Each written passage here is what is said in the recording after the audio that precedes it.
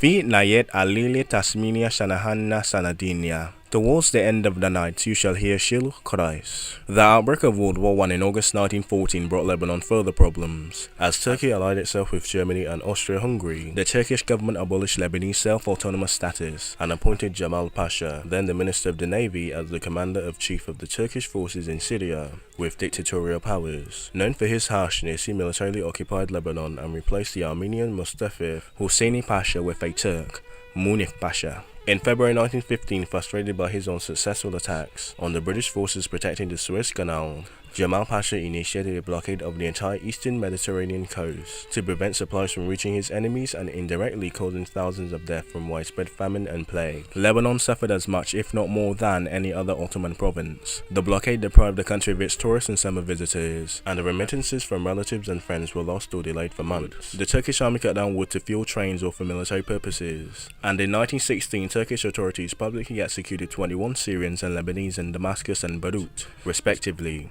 for alleged anti-Turkish activities. The date, May the 6th, is commemorated annually in both countries as Martyrs' Day, and the site in Beirut has come to be known as Martyrs' Square. Relief came, however, in September 1918 when the British General Edmund Allenby and Fazl I, son of Sharif Hussein of Mecca, moved into Palestine with British and Arab forces or Arab revolt forces, thus opening the way for occupation to Syria and Lebanon. At the San Ramon Conference held in Italy in April 1920, the Allies gave France a mandate over Greater Syria and parts of Lebanon.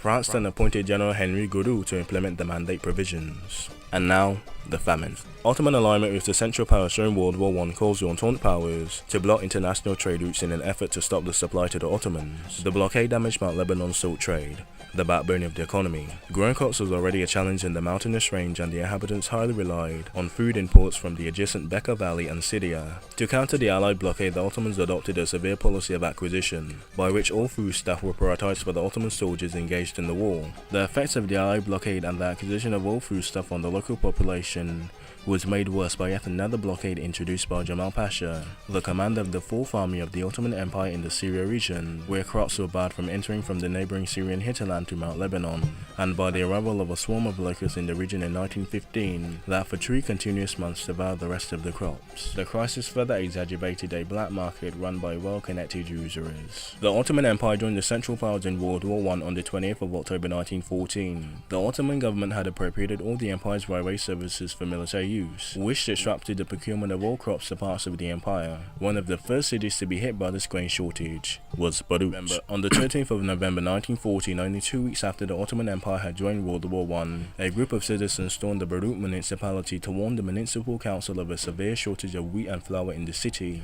The train freight cars that regularly transported the grain from Apello had not arrived, and the bakery shelves were empty.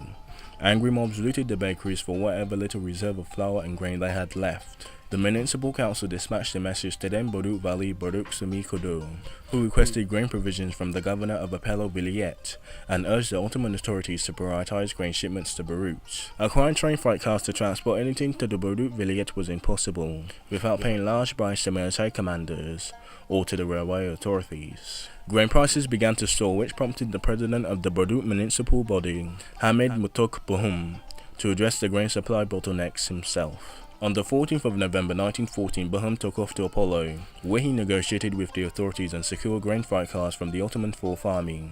The wheat was paid for from the municipal treasury.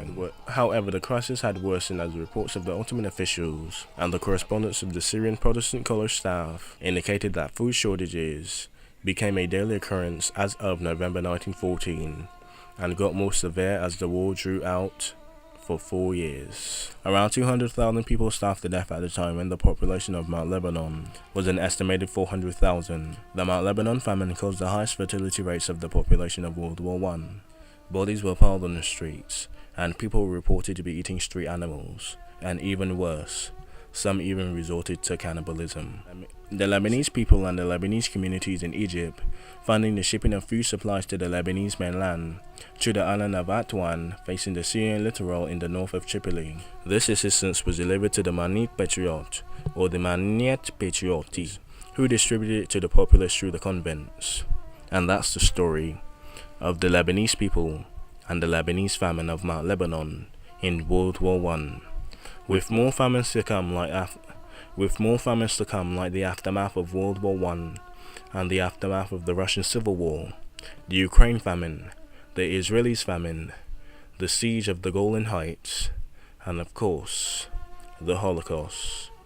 More famines are here to come, especially in China and elsewhere, but this is the first major famine from war, modern war. And thank you for watching, hope you enjoyed. I might try and redo this, spoilers alert, but I don't know, I might try and redo this, but it was pretty fun. 27 minutes, not bad. Anyway, I hope you enjoyed, hope you learned something, and I'll see you in the next video. You have either the choice of the Jews, the Syrians, or let's try and make it spicy, Kuwait, because I'm going to do all the Arab countries plus Afghanistan, not the other Stan countries up in the Caucasus, but we're going to stop at the great game country, Afghanistan. So, right, hold on, excuse me. Alright, boys and girls, hope you learned something, and oh boy, this is going to be a doozy if I redo it again, but who knows. Anyway, learn something, of course. Yeah, that Lebanon episode was pretty good, gotta say. Hopefully the rest aren't that good. Hopefully you guys sway in the way of the Syrians, because they have a lot documented on them, the Jews as well, but not much Kuwait or Oman, or even the Saudi Arabia is actually pretty easy to do. The United Arab Emirates are going to be a dazzle, because they haven't really, like, it's just a collection of Emirates and a couple of Arab tribes, so we could kind of fit them in with the Arab revolt, but kind of Saudi Arabia did that too, so maybe like Saudi Arabia twice. Anyway, hope you learned something, see you next time, and yes, we will do Cyprus, both. Learn something.